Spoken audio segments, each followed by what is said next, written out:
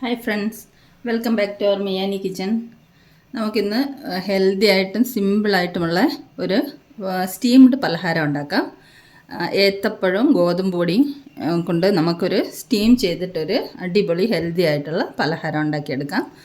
അപ്പോൾ അതിന് ബാക്കി കുറച്ച് ഇൻഗ്രീഡിയൻസ് ഒക്കെ വേണം, അത് ഞാൻ പറഞ്ഞുതരാം. അപ്പോൾ നമുക്ക് അത് തയ്യാറാക്കാൻ തുടങ്ങാം. അപ്പോൾ ആദ്യം നമുക്ക് ഏത്തപ്പഴം തൊലിയൊക്കെ കളഞ്ഞ് ചെറിയ കഷ്ണങ്ങളായിട്ട് നുറുക്കി എടുത്തുകൊണ്ട് വരാം. നമുക്ക് തയ്യാറാക്കാനായിട്ട് ഒരു പാൻ അടുപ്പത്ത് വെച്ചിട്ടുണ്ട്. പാൻ ചൂടായി, ഇതിലേക്ക് നമുക്ക് കുറച്ച് നെയ്യ് ഒഴിച്ചു കൊടുക്കാം.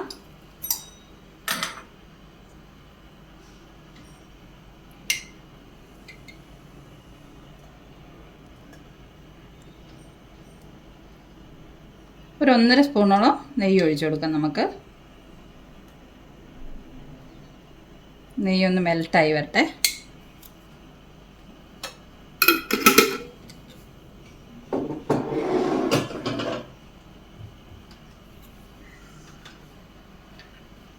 നെയ്യ് ഉരുക്കി വരുന്നുണ്ട്. ഇതിലേക്ക് നമുക്ക് കുറച്ച് കശുവണ്ടി പരിപ്പ് ഇട്ട് കൊടുക്കാം.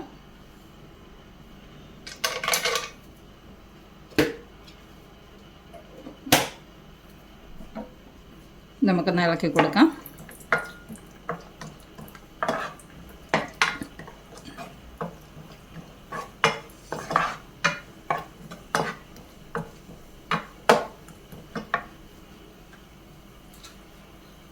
ഇനി നമുക്കിതിലേക്ക് കുറച്ച് കിസ്മിസ് ചേർത്ത് കൊടുക്കാം.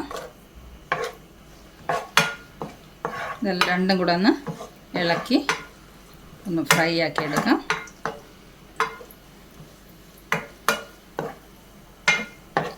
കാജും കിസ്മിസും ഒക്കെ ഒന്ന് മൂത്ത് വന്നിട്ടുണ്ട്. ഇതിലേക്ക് നമുക്ക് 2 ഏത്തപ്പഴം എടുത്ത് വെച്ചത് ഞാൻ 4ആയിട്ട് കീറി ചെറിയ കഷ്ണങ്ങളായി അരിഞ്ഞെടുത്തിട്ടുണ്ട്. ഇത് നമുക്കിതിലേക്ക് ചേർത്ത് കൊടുക്കാം.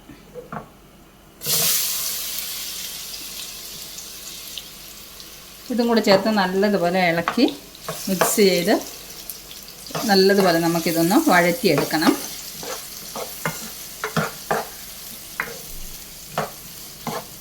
നമുക്കിതെല്ലാം കൂടെ ഒന്ന് വഴറ്റി എടുത്തുകൊണ്ട് വരാം.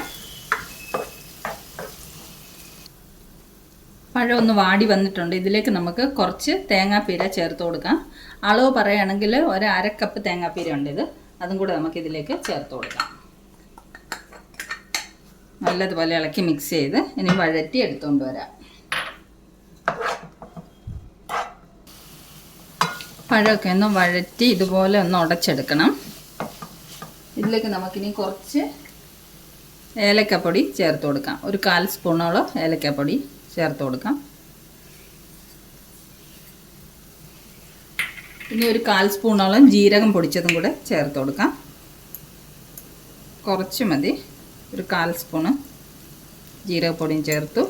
ഇനി ഇതെല്ലാം കൂടെ ഒന്ന് ഇളക്കി മിക്സ് ചെയ്തെടുക്കാം. നല്ലതുപോലെ ഒന്ന് ഇളക്കി മിക്സ് ചെയ്തെടുക്കാം എല്ലാം കൂടെ.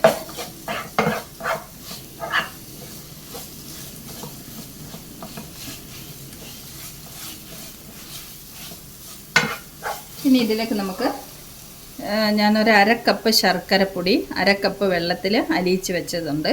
ഇത് നമുക്കിതിലേക്ക് ഒഴിച്ചു കൊടുക്കാം. ശർക്കരപ്പൊടി കല്ലും മണലും ഒന്നും ഇല്ലാത്ത ശർക്കര ആയതുകൊണ്ട് അരിച്ചെടുക്കേണ്ട ആവശ്യമില്ല. നമുക്ക് ഡയറക്റ്റ് ഇതിലേക്ക് ഒഴിച്ചു കൊടുക്കാം. ഇനി ഇതെല്ലാം കൂടെ നല്ലതുപോലെ ഇളക്കി മിക്സ് ചെയ്ത് ഒന്ന് കുറുക്കി എടുത്തുകൊണ്ട് വരാം.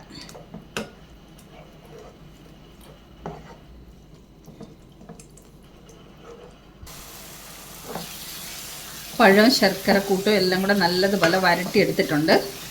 ഇതിനി നമുക്കിതിൻ്റെ ഫ്ലെയിം ഓഫ് ചെയ്യാം. ഇതിവിടെ ഇരുന്ന് തണുക്കട്ടെ.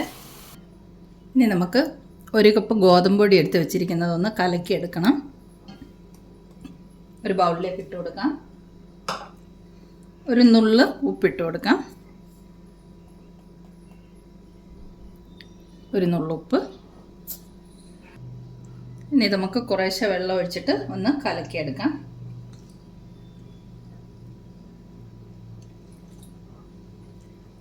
നമുക്ക് വെള്ളം ഒഴിച്ച് കലക്കി കൊണ്ടുവരാം.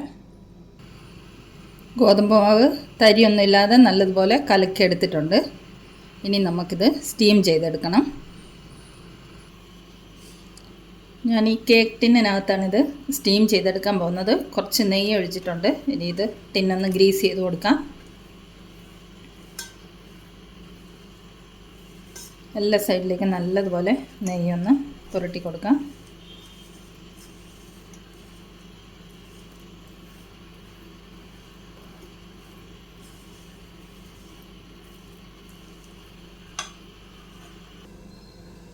ടിൻ റെഡിയാക്കി വെച്ചിട്ടുണ്ട് ഗ്രീസ് ചെയ്തിട്ട്. ഇനി നമുക്ക് ഈ മാവിൽ നിന്ന് ഒരു ഹാഫ് ടിന്നിലേക്ക് ഒഴിച്ചു കൊടുക്കാം.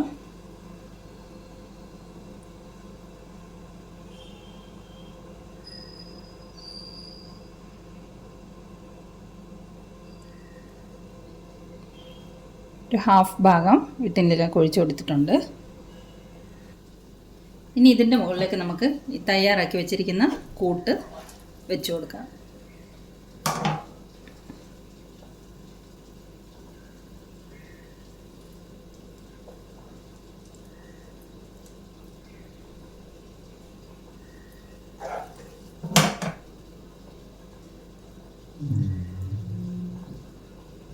നമുക്ക് എല്ലാ സൈഡിലേക്കും ഇത് ഇങ്ങനെ വെച്ച് കൊടുക്കാം. നമ്മൾ വരട്ടിയെടുത്ത കൂട്ടൊക്കെ അതിൻ്റെ മുകളിലേക്ക് വെച്ച് കൊടുത്തിട്ടുണ്ട്. ഇനി ബാക്കിയിരിക്കുന്ന മാവും കൂടെ നമുക്ക് ഇതിൻ്റെ മുകളിലേക്ക് ഒഴിച്ചു കൊടുക്കാം.